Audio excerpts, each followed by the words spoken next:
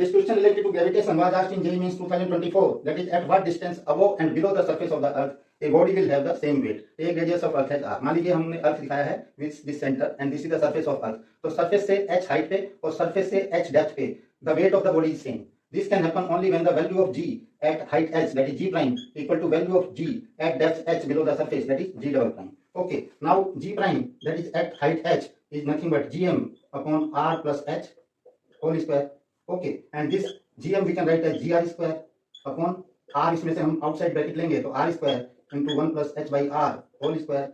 Okay, now r square will get cancelled out and we will get g upon 1 plus h by r whole square. This is the value of g prime. इसी तरह से g double prime जो होगा at depth h will be g into 1 minus h by r. अब हम इन दोनों को equate कर देते हैं, that is g prime equal to g double prime. So we will get g upon 1 plus h by r whole square is equal to g into 1 minus h by r.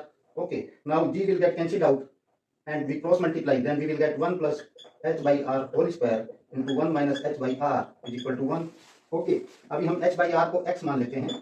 Okay, then we will get 1 plus x whole square into 1 minus x is equal to 1. इसको 1 plus x into 1 minus x, so it will be 1 minus x square into 1 plus x is equal to 1.